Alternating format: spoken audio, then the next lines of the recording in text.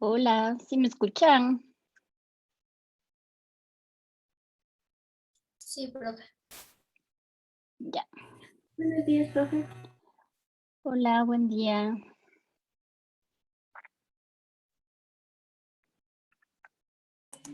Buenos días, profe.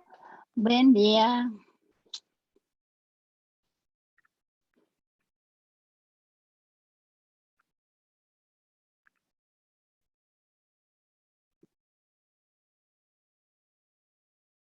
¿Cuántos están? 19. Falta una persona, ¿no es cierto? Mm,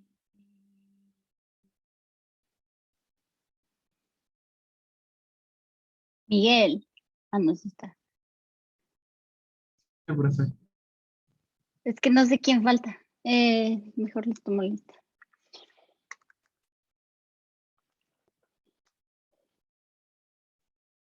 Mm, Ya, ¿cómo les va? ¿Sí estudiaron?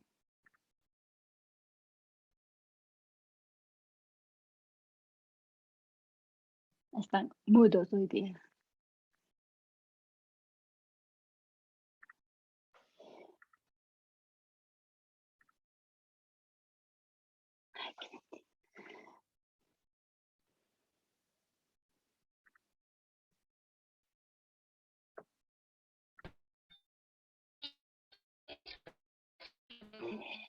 ¿Es mi conexión la que está bien lenta o son ustedes? Soy yo.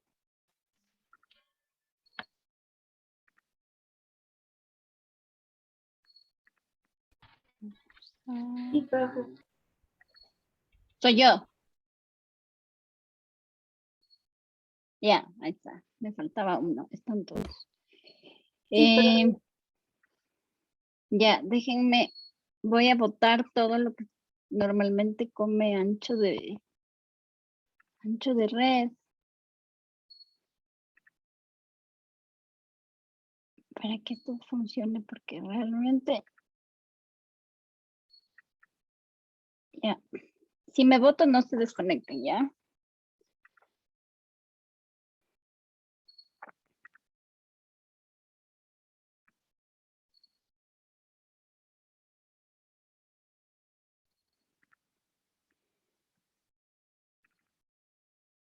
Ya, verán. Primero, fue un gusto y un placer haberles visto presencialmente esta semana. Espero que les haya ido bien en las bielas, que esto es del laboratorio. Eh, pero realmente las 3 horas de presencial con cada, no, dos, con cada uno de ustedes, lunes, martes y el laboratorio de ayer, estoy muerta ya. Entonces, tengo un montón de pendientes con ustedes. El primero es hacerles acuerdo de que tienen que hacer el seguimiento del sílabo, ¿ya? Si es que no han hecho el seguimiento del sílabo, ¿a quién le falta hacer el seguimiento del sílabo?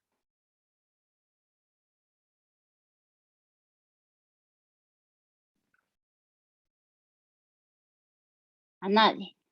Están mudos hoy día.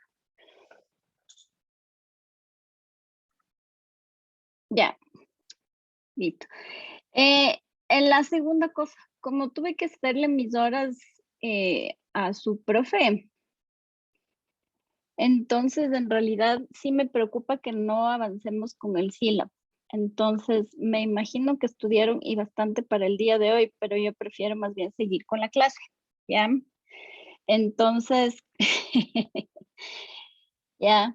Y en realidad creo que ustedes también preferirían hacer el cuestionario en un día en el que tengamos 2 horas y no una, porque probablemente no van a acabar, porque así hemos visto bastante, ¿no es cierto? Pero ya estudiaron, entonces no van a tener que estudiar tanto para la próxima vez, ¿ya? Entonces podemos hacer el cuestionario la próxima semana a la hora del laboratorio, ¿ya? Y de ahí tenemos la clase normal.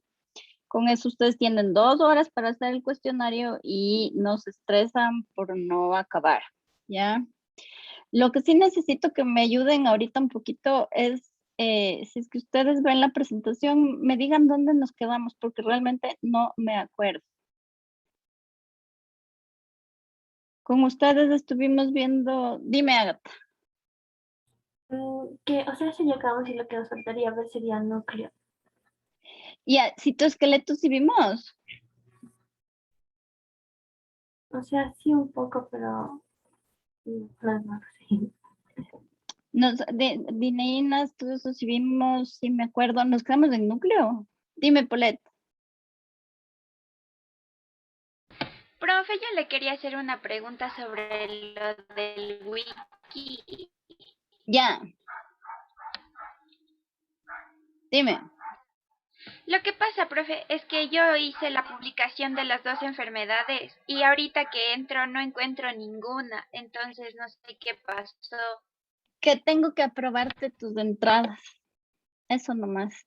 O sea, yo les configuré de nuevo el wiki. Sí se fijaron que el wiki está diferente. O sea, ya no está como estaba al principio, sino que solamente sale el enlace moradito y tienen que entrar. Para ingresar cada entrada tienen que crear una página nueva. Ya, eso ya cachaste, me imagino, Polet, ¿no es cierto? Que tienes que poner agregar entrada y puedes poner tu contribución.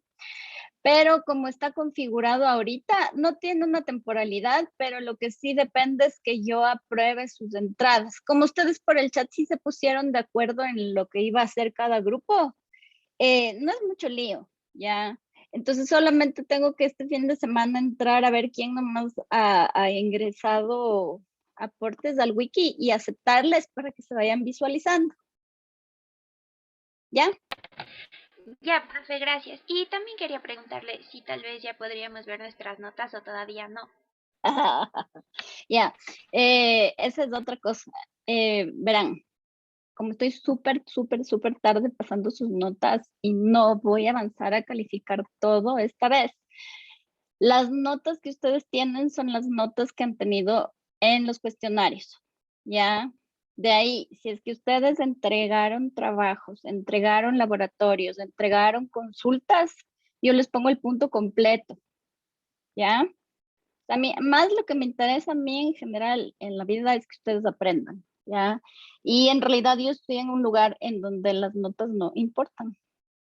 Hay lugares así en el mundo y son más bonitos. Uno aprende porque quiere aprender y no porque tiene una nota. Obviamente las notas importan y para el tema de becas y esas cosas son súper importantes, pero se supone que ustedes están estudiando algo que les gusta, ¿no? Entonces, en realidad los trabajos, las notas son más, o sea, los trabajos más son para complementar las cosas que vamos viendo de manera teórica súper rápido, ¿ya? Entonces, conmigo, si asisten a las clases, si es que entregan los trabajos, si es que yo les veo que hacen un esfuerzo, todos ustedes generalmente sí participan, tienen prendidas las cámaras. Hoy están así medio callados, yo pienso que es por el estrés de la pseudo prueba que tenían, pero, o sea, con que participen en las clases y saquen el mayor provecho de las clases, para mí es, o sea, es el semestre ganado, ¿ya? Yo estudié en un sistema súper diferente. Las clases, si ibas y te presentabas y entregabas todos los trabajos, pasabas o no pasabas. Y me parece como más honesto, ¿no? Porque pues, a la final se están formando para, sobre todo ustedes para trabajar con humanos. Entonces, mientras más interés tengan en estudiar, porque los temas les interesan antes que por una nota, es como mejor. Pero entonces, los cuestionarios sí es algo que, o sea, en vez de las pruebas, que eso sí es algo que me pide la universidad, eso sí va calificado. Y eso creo que ya está configurado. O sea, ustedes ya pueden ver las notas sumadas de los cuestionarios, ¿no es cierto? Eso sí se les ve, ¿o no? Profe, en mi caso no se ve, o sea, tengo Está, como que... porque ya le configuré. Entonces, lo que sí es que tengo que ver quién sobrepasó el puntaje, ¿ya? Para en este siguiente cuestionario, o sea, tenía que sumarles el puntaje excedente del primer cuestionario en el segundo cuestionario. Eso es algo que sí tengo que hacer a mano, ¿ya? Y una vez que haga eso, paso sus notas, pero realmente no avanzo. Este semestre sí está así, pero para mí, maldito con lo de la presencialidad.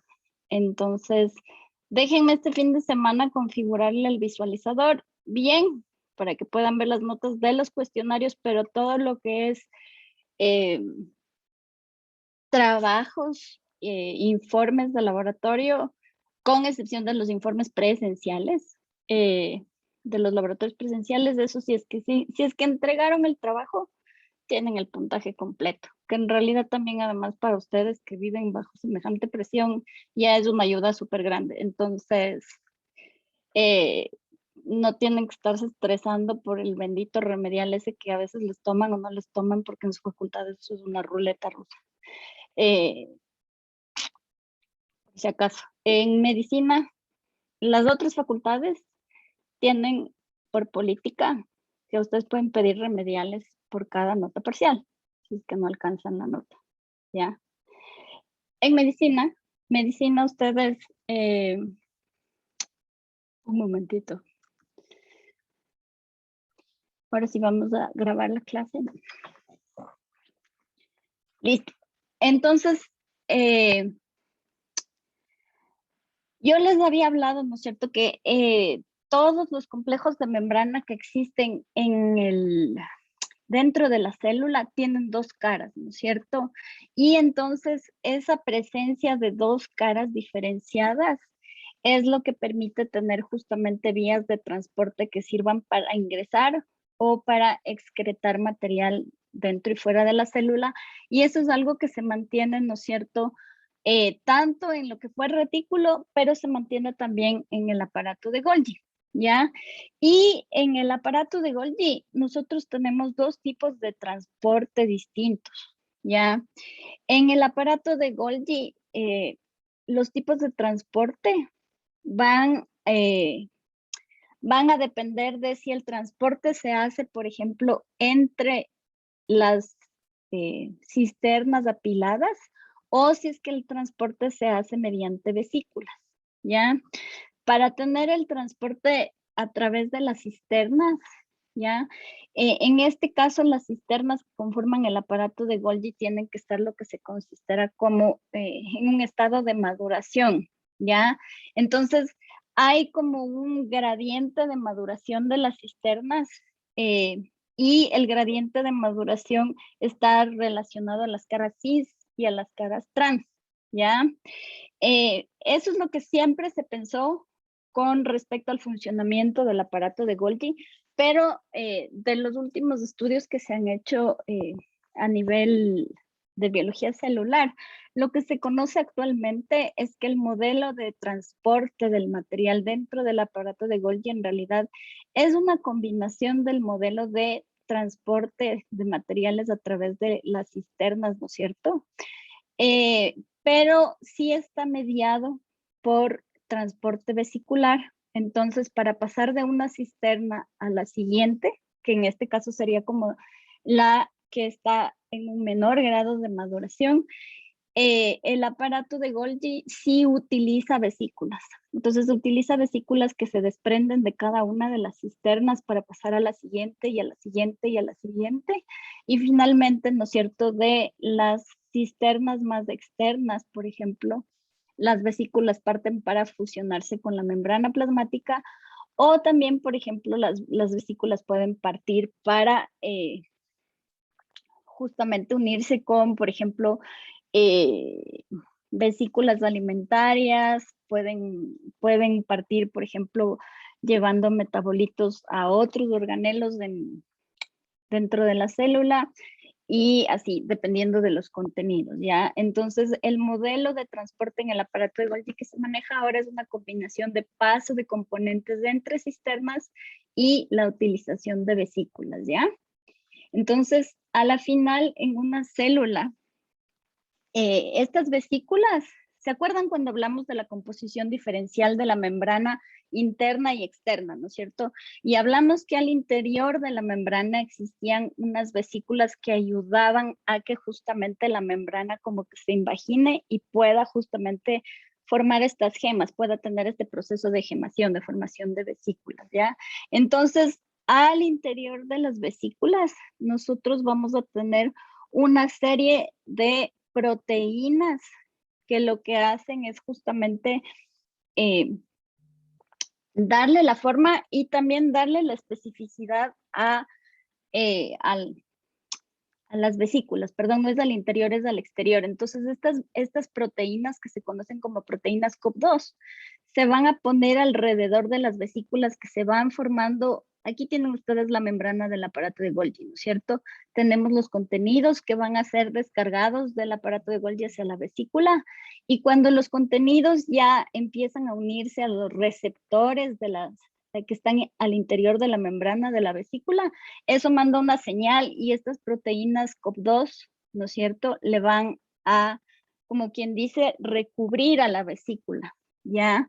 Y es justamente el tipo de proteínas COP que se ponen alrededor de una vesícula, lo que le marca a la vesícula y señala si esa vesícula tiene que moverse hacia atrás, o sea, hacia el retículo endoplasmático, ¿no es cierto? Si es que estamos hablando de la célula vista desde una perspectiva del núcleo, ¿no es cierto? Si le consideramos a la célula desde el núcleo, ¿no es cierto? Primero tenemos retículo, aparato de Golgi, membrana, es decir, hacia adelante, ¿no es cierto? Hacia afuera. Hacia atrás sería que los componentes se devuelvan hacia el retículo endoplasmático. Entonces, cuando las vesículas del aparato de Golgi están recubiertos de proteínas COP que son del tipo 1, esas vesículas tienen la capacidad de regresarse hacia el retículo endoplasmático. Ya, o sea, salen del aparato de Golgi y se fusionan con el retículo, y entonces esos contenidos, por ejemplo, pueden ser utilizados en el retículo o pueden ser utilizados viajando por el retículo en el núcleo, ¿ya? Cuando las vesículas del aparato de Golgi, en cambio, están recubiertas por proteínas COP de tipo 2, esas vesículas en particular son proteínas que, en cambio, pertenecen, por ejemplo, a una vía excretora o secretora. Entonces viajan hacia adelante, ¿ya? Esas vesículas son las que entonces pasan, ¿no es cierto?, en sentido núcleo, retículo, aparato de Golgi, membrana, ¿ya? Entonces, la cobertura proteica de las vesículas del sistema de endomembranas es lo que marca las vesículas e indica cuál es el sentido en el que estas vesículas tienen que viajar, ¿ya? Ahora, si ustedes se acuerdan, también hablamos en algún momento de estas proteínas, de las clatrinas, ¿ya? Las clatrinas, por ejemplo, en el momento en el que recubren a las vesículas, esas en cambio marcan a vesículas específicas que en lugar de o entrar o salir del núcleo, son vesículas que se mueven más bien en sentido radial en la célula. Entonces son vesículas que pueden terminar en otros organelos, como endosomas, como lisosomas, o en el caso de las células vegetales, por ejemplo, descargar los contenidos en la vacuola. Así es como, por ejemplo, se transportan los pigmentos, que suelen ser proteínas a veces, ¿no es cierto? O pueden ser algunos compuestos sintetizados en el retículo. Se sintetizan en el retículo y como están contenidos dentro de vesículas específicas marcadas por clatrinas, se van, ¿no es cierto?, hacia la vacuola. En el caso, por ejemplo, de las células vegetales que conforman los pétalos o que conforman la epidermis de las frutas, ¿no es cierto?, donde el color cumple una función súper importante. ¿Ya? Entonces, en ese caso, las clatrinas ayudan a la distribución radial de los compuestos dentro de la célula. ¿Ya? ¿Esto está claro? ¿O está así un poquito? Dime, Carol. Profe, disculpe, ¿qué dijo que son las proteínas COP1? Las proteínas COP1, cuando son las que recubren a las vesículas, marcan a la vesícula para indicar que esa vesícula tiene que viajar hacia atrás. Entonces, como tú tenías entre el aparato de Golgi y el retículo, tú tienes las caras que están más pegadas hacia la membrana y las caras que están más pegadas hacia el núcleo. Si las proteínas son las COP1, las vesículas viajan hacia el núcleo. Si las proteínas son las COP2, las vesículas viajan del núcleo hacia la membrana. Y si las proteínas no son COP, sino que son clatrinas, en este caso, por ejemplo, entonces las clatrinas marcan a las vesículas para que estas vesículas viajen a los lisosomas o a los endosomas o a la vacuola o incluso hacia los cloroplastos también, ¿ya?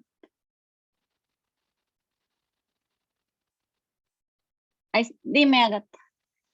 Profe, una pregunta. Dijo que el retrículo, o sea, estas vesículas del retrículo, algunas van a mirar hacia las membranas y otras hacia el núcleo. ¿Cómo?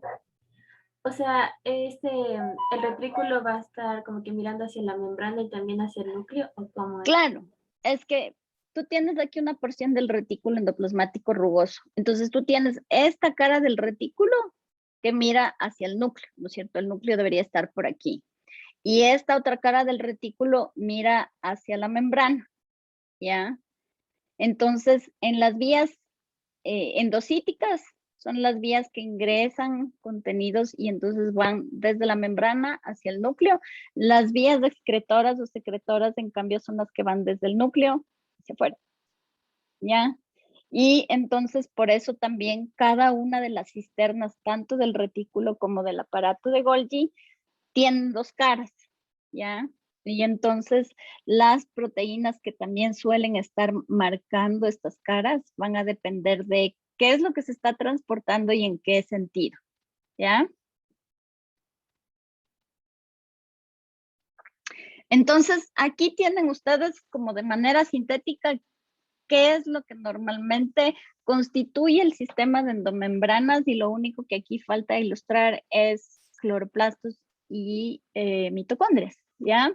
Normalmente cuando ustedes tienen el sistema de endomembranas, entonces tienen que tomar en cuenta que nos estamos refiriendo a la envoltura nuclear, que si ustedes se acuerdan también es una capa doble de membrana. Después tenemos el retículo endoplasmático rugoso y el retículo endoplasmático liso. La diferencia entre los dos es que justamente el rugoso tiene en sus membranas embebidos ribosomas que justamente le ayudan a cumplir su función, que es la de sintetizar proteínas. Y el liso, ¿no es cierto? A más de no tener esta estructura como de membranas y cisternas apiladas, sino que más bien es como un conjunto de tubos y canales.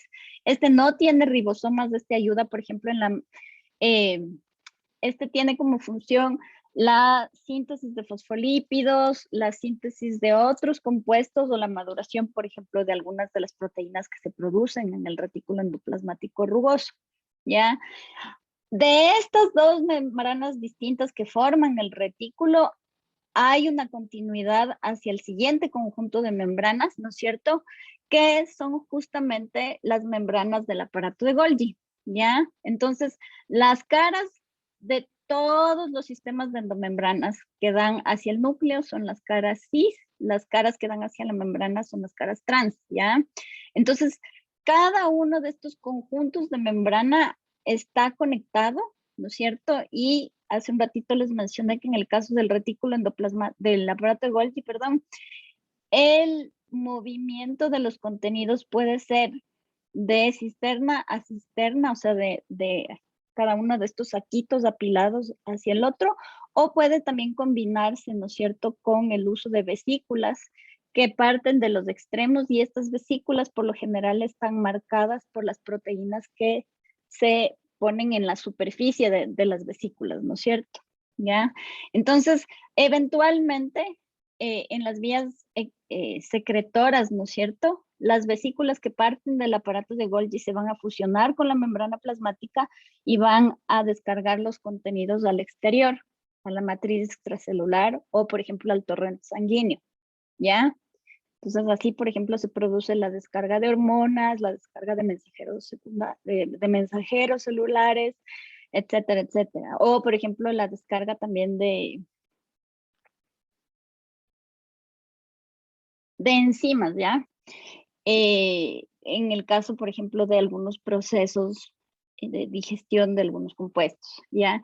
Pero también en el caso de vesículas que están marcadas por las clatrinas, estas vesículas en particular no pertenecen ni a vías excretoras o endocíticas, sino que más bien son vesículas que están marcadas para que los contenidos sean llevados hacia, ¿no es cierto?, por ejemplo, otros conjuntos de membrana dentro de la célula, ¿ya? Esta diapositiva es como la síntesis de todo lo que hemos visto con respecto a membranas, ¿ya? Entonces aquí está más o menos todo lo que tiene que ver con eso.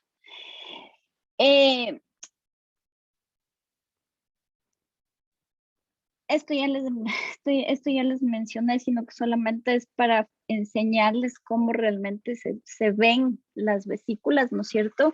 Y de hecho, en estas imágenes que son micrografías, se puede ver en la parte exterior, ¿no es cierto?, de las vesículas, a las proteínas marcando, ¿no es cierto?, los distintos tipos de vesículas que ustedes pueden tener dentro del sistema de endomembranas y tener una idea de qué es lo que deberían ver si pudieran ver ustedes estas células al microscopio de una manera un poco más precisa que los microscopios que utilizaron ustedes el día de la práctica, ¿ya? Entonces, eso nos lleva a hablar al último tipo de componentes formados por membranas dentro de la célula y son los lisosomas. Ya, los lisosomas son conjuntos de membranas, ¿no es cierto? Y en su interior tienen la capacidad de contener más de 50 tipos distintos de enzimas hidrolíticas. ¿Qué quiere decir hidrolíticas? ¿Se acuerdan? Scarlett. Enzimas hidrolíticas, ¿a qué te suena?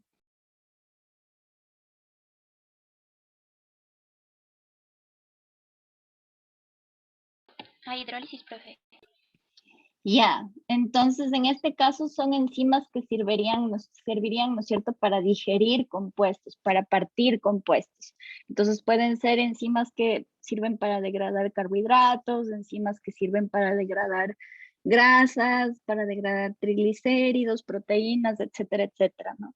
Entonces los lisosomas al interior se caracterizan por tener enzimas, ¿no es cierto? Y el origen de estas enzimas es justamente el retículo endoplasmático rugoso. Entonces tenemos los fragmentos de ARN ribosomal que salen del núcleo, ARN mensajero que salen del núcleo, ingresan al retículo endoplasmático rugoso por los poros nucleares, ¿no es cierto? Y gracias a los ribosomas que están embebidos en la membrana del retículo endoplasmático, estos fragmentos de ARN mensajero son leídos para sintetizar, ¿no es cierto?, estos polipéptidos específicos que tienen función, ¿no es cierto?, que tienen el trabajo de funcionar como enzimas, ¿ya?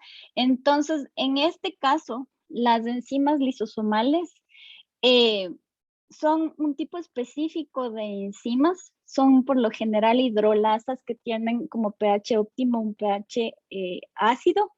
Eso quiere decir que para que estas enzimas funcionen de manera adecuada, los contenidos que están dentro del lisosoma tienen que justamente alcanzar un pH ácido. ¿Cómo se alcanza ese pH ácido? En las membranas que conforman estos lisosomas vamos a tener una gran cantidad de bombas de protones, ¿ya? Esas bombas de protones, si ustedes se acuerdan, son generalmente proteínas, ¿no es cierto? Son proteínas que tienen alguna función, pero al mismo tiempo funcionan como canales de protones. Cuando entran los protones de hidrógeno al interior, lo que se genera es un pH ácido. Y entonces, dentro de los lisosomas, esta es la manera que se utiliza para que existan estas condiciones óptimas que le den a la enzima su especificidad. Esto no hemos visto todavía, porque todavía no vemos el capítulo de enzimas y de metabolismo, pero las enzimas, al ser proteínas, tienen una temperatura óptima de funcionamiento y tienen un pH óptimo de funcionamiento. Cuando estos factores cambian, la actividad enzimática o puede bajar o puede detenerse por completo, ¿ya? Esto vamos a ver en uno de los laboratorios virtuales. Y entonces es necesario que en donde estén trabajando estas enzimas, ¿no es cierto?, haya estos procesos de regulación de estos factores para que la enzima pueda funcionar óptimamente. Esa es una de las condiciones de funcionamiento de las enzimas. La segunda es que existe una alta especificidad de la enzima con su sustrato, ¿ya? Entonces, eso también lo vamos a ver de manera práctica, pero por lo general, una enzima y un sustrato funcionan de igual manera con el mismo sistema como de una llave y una cerradura, ¿ya? Entonces, pueden existir muchas enzimas en el medio y pueden existir distintos sustratos en el medio, pero como hay especificidad, ¿ya? La enzima tiene un sitio activo.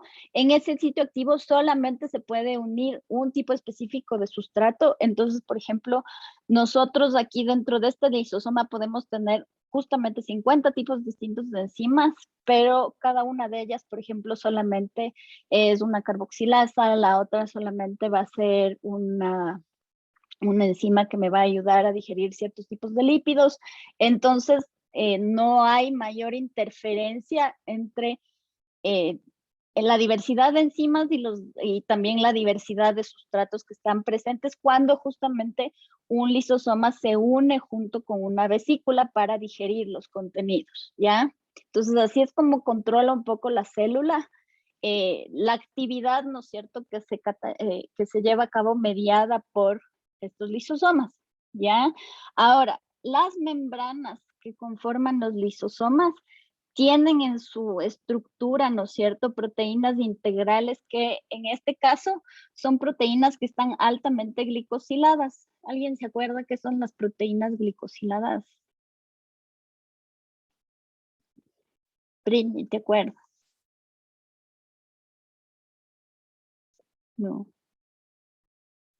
Milena Falcón, ¿te acuerdas qué son las proteínas glicosiladas de la membrana? No, profe, perdón. Mateo.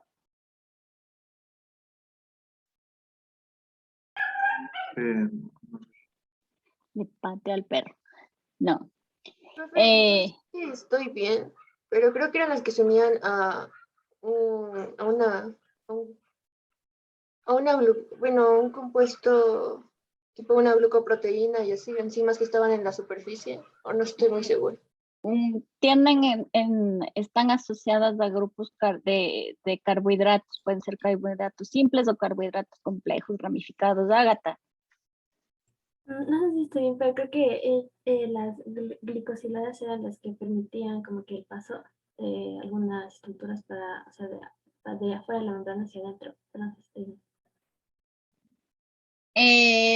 Sí, o sea, esa es la función, pero les estoy preguntando qué eran. Entonces, sí, justamente son proteínas que están asociadas a grupos, azúcares, que pueden ser azúcares simples o azúcares complejos en su estructura, ¿ya?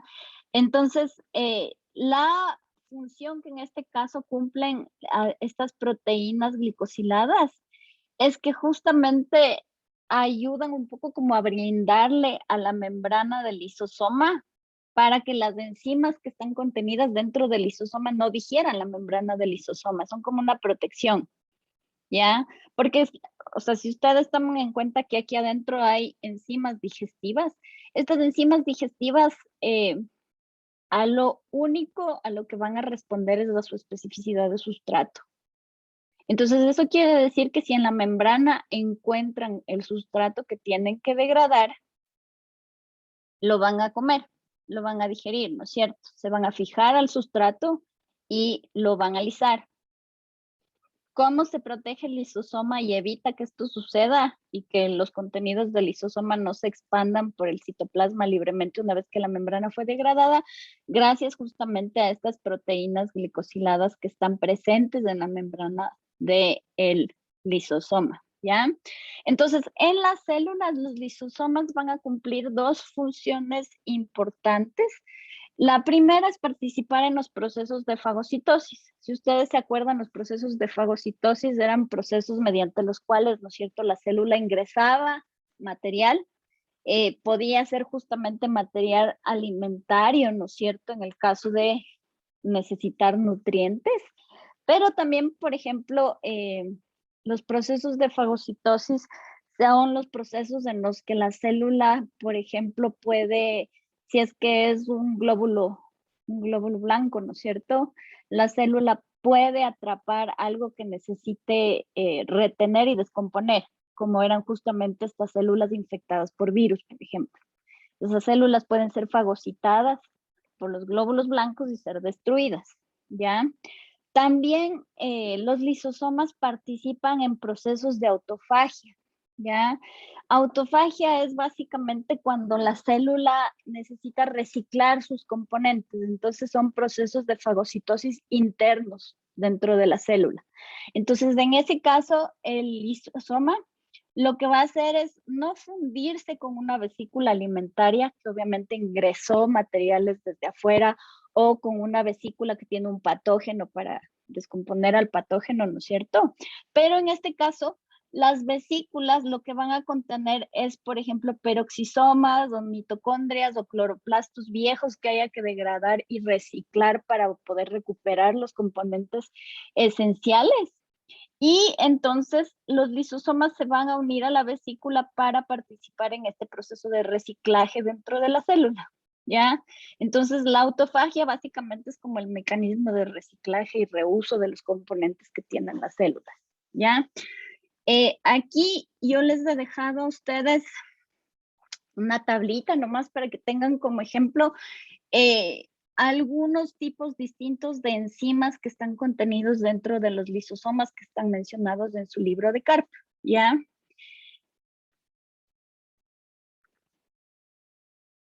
Entonces, ahora sí, si es que tenemos chance, les voy a dar así un vistazo general a lo que es el citoesqueleto, ¿ya? El citoesqueleto es en realidad no es un organelo en sí, sino que en realidad es como un andamiaje de proteínas y de otras macromoléculas que le ayudan a la célula a llevar a cabo distintos procesos, ¿ya? Y en realidad, a pesar de no ser un organelo, como su función es una función súper específica, es una función de mantenimiento de la estructura, de transporte, cuando hay ataques al citoesqueleto, estos son procesos que realmente pueden ser letales para la célula, ¿ya? Yo les he puesto aquí unos pocos ejemplos de compuestos extraídos, por ejemplo, de estos famosos hongos alucinógenos que ustedes pueden encontrar en la Amazonía, en los amanita. En este caso les he puesto aquí un amanita faloides, estos cuando crecen justo tienen esta forma así un poco fálica.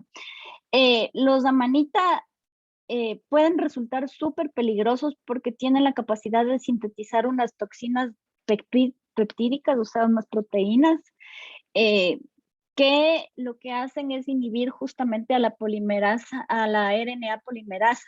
Entonces, interrumpen el proceso de síntesis del ARN, salud. Y obviamente entonces eso interviene con la transcripción de proteínas, ¿ya? También estas amatoxinas que se extraen de los hongos de los amanita, hay unas que se conocen como falotoxinas, ¿ya? Estas falotoxinas son unas proteínas específicas que lo que hacen es desarmar a los filamentos de actina del citoesqueleto. Entonces, solo imagínense qué es lo que pueden hacer en el caso de los filamentos de actina de las células musculares, ¿ya? Por eso es que a veces andarse pegando hongos no es tan buena idea, porque en realidad nosotros no conocemos los compuestos activos de un montón de plantas y de un montón de hongos, es en serio, ¿ya? Desconocemos primero los componentes, luego desconocemos las concentraciones. Hay veces que justamente por procesos de bioacumulación, las toxinas que se secretan al interior de células vegetales o de las mismas células de los hongos pueden llegarse a acumular un montón. Entonces uno realmente ahí pierdes un poco el control de la concentración de lo que estás ingiriendo. Entonces, puede ser divertido, pero puede ser muy peligroso, ¿ya? También, o sea, son cosas que se tienen que estudiar súper bien, ¿ya? Y de hecho sí hay estudios, por ejemplo, esta plantita de aquí bien bonita, es una plantita que se llama Colchicum autumnale, ¿ya? Y esta planta de aquí tiene en sus tallos, ¿no es cierto?, una proteína que se llama colchicina, y esta proteína, a pesar de que tiene propiedades tóxicas, sí tiene propiedades médicas, ¿ya? Se le aisló hace tiempo, es una de las primeras proteínas que se pudieron aislar justamente haciendo este tipo de estudios, más o menos allá en el siglo XIX. Y la colchicina es una proteína que tiene la capacidad de pegarse a las moléculas de tubulina que forman los microtúbulos, ¿ya? Entonces puede resultar destructiva, pero resulta que con estas propiedades la colchicina puede ser muy útil para tratar dolores, por ejemplo, de tipo articular, ¿ya? O para tratar la gota, ¿ya? Entonces, justamente aprovechando esta vulnerabilidad de algunas proteínas del citoesqueleto puede ayudar justamente a aliviar este tipo de molestias, ¿ya? Y finalmente, esta plantita de aquí, el taxol. Yo no sé si después de la clase presencial se fueron a la pérgola esa que hay afuera, pero justo al lado de la pérgola hay un podocarpus, ya es un árbol así, es la única conífera que hay aquí en Ecuador, es un primo de este de aquí se llama Taxus brevifolia, es una conífera, ¿ya? Y esta conífera tiene una particularidad. Esta conífera en las raíces forma una simbiosis con un hongo, ¿ya? Que tiene la capacidad justamente de secretar una proteína que se conoce como taxol. Y esta proteína también es una proteína que tiene afinidad por la tubulina, ¿ya? La tubulina es una proteína que le va a dar estabilidad a los microtúbulos para que los microtúbulos no se desarmen, ¿ya? Y entonces, últimamente lo que se ha estado haciendo es tratar de utilizar este compuesto, este taxol, para ver si, por ejemplo, puede ayudar a tratar tumores relacionados al cáncer de mama, ¿ya? Entonces, lo que se está buscando es que esta proteína, el taxol, ataque al citoesqueleto de las células cancerígenas para que las células cancerígenas dejen de dividirse, ¿ya? Porque los tumores se forman cuando las células pierden el control del ciclo celular y entran en un proceso de mitosis descontrolado, ¿no es cierto? Se dividen, se dividen, se dividen, se dividen. Para dividirse necesitan formar el huso mitótico. Para formar el huso mitótico, el citoesqueleto se reorganiza, las fibras de microtúbulos forman el huso mitótico. Entonces, lo que se está buscando es que el taxol evite justamente la formación del huso mitótico y se detenga el crecimiento tumoral, ¿ya? Entonces, se está probando eso en el caso, por ejemplo, de tumores relacionados a las glándulas mamarias o a los pulmones o a los ovarios, pero todavía no se conoce exactamente si se puede aplicar en distintos casos. Entonces, las plantas pueden ser una fuente súper interesante de estudio para ustedes, si es que algún rato se van a dedicar así a la búsqueda de tratamientos para algunas enfermedades, pero obviamente hay que saber, ¿no es cierto?, cómo funcionan los principios activos de estos compuestos que tienen las plantas, ¿ya? Entonces, solo para dejarles con una introducción al citoesqueleto, en las células de eucariotes, pues las células procariotes no tienen citoesqueleto, ¿ya? Todos los organelos, todas las estructuras de las que hemos hablado hasta ahora, el núcleo, los conjuntos de membranas internas, los lisosomas, los endosomas, del aparato de Golgi, ¿no es cierto? No están dispuestos de manera aleatoria, sino que están asociados y adheridos al citoesqueleto. Entonces el citoesqueleto funciona un poco como una repisa dentro de la célula, ¿ya? Es como un andamio grandote que primero le ayuda a la fuerza a mantener su forma, su estructura, pero justamente a formar como un conjunto de repisas, ¿no es cierto?, en donde los organelos están organizados y dispuestos de una manera en particular, y entonces de esta manera la célula puede funcionar de una manera un poquito más eficiente, ¿ya?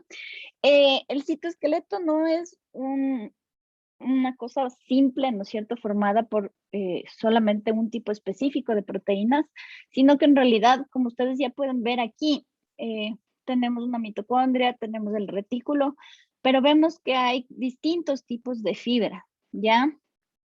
Estos filamentos más gordos que ustedes ven aquí son los que conocemos como microtúbulos. Se llaman microtúbulos, pero son los más grandes, ¿no es cierto?, los filamentos más grandes del citoesqueleto, ¿ya? De ahí ustedes pueden ver unas fibras más delgaditas de color rojo acá, ¿ya? Estas son las que se conocen como filamentos de actina y como el nombre lo indica, ¿no es cierto? Están compuestos por una proteína específica que es la actina, ¿ya? Estos son unos filamentos mucho más delgados, son solamente 2 hebras de proteína que van a formar estos filamentos. Los microtúbulos, en cambio, son unas estructuras bien grandes compuestas por tubulina y unas proteínas asociadas a la tubulina, ya dispuestas justamente a manera de aros, y por eso tienen como esta estructura hueca al interior. Y además tenemos estas fibras de color tomate que ustedes les ven formando como una red, ¿ya? Esos son los filamentos intermedios y la composición proteica de los filamentos intermedios en realidad es bastante variable, ¿ya? Entonces les voy a dejar ahí, creo que eso es lo que me quieres decir, Carol, ¿no es cierto? Porque deben tener química ahorita. No, profe, yo le iba a preguntar. ¿Qué? Dime. O sea que el citoesqueleto tiene organelos que, bueno, estos contribuyen a la mayor complejidad de la estructura de las células, ¿verdad? O sea, no tienen a los organelos, sino que su función es organizar a los organelos, ¿ya? Es como un conjunto de andamios y de repisas, ¿ya? Es como cuando ustedes les ven así a los obreros poner un montón de estas estructuras metálicas, ¿no es cierto? Y ahí van poniendo las tablas para poderse parar. El citoesqueleto funciona igualito. Entonces yo ahí puedo subir mis baldes, por ejemplo, puedo subir, qué sé yo, una moladora, puedo subir mis herramientas, ¿no es cierto? Entonces en la célula funciona igual, ¿ya? Entonces yo en las fibras del citoesqueleto que forman justo como esta red de fibras, puedo ir acomodando mis mitocondrias, mis cloroplastos por acá, acomodo mi retículo acá, acomodo mis vesículas, como vieron en el video, ¿se acuerdan que las vesículas viajaban a lo largo del citoesqueleto? Entonces ayuda como para organizar todos los organelos, ¿ya? Entonces, la siguiente clase, entonces la primera hora sí tenemos la prueba, entonces diría membrana hasta lo que vimos hoy día, ya hasta el tema de las vesículas y los lisosomas, y después continuamos con citoesqueleto, ¿ya? Listo, chicos, disfruten su feriado. No se dejarán poner clases en el feriado, porque eso también sabe pasar. Ya nos vemos. Hasta luego, profe, que le vaya Hasta bien. luego, profe. Hasta luego, profe. Hasta Chao, luego, chicos. profe. Un buen día.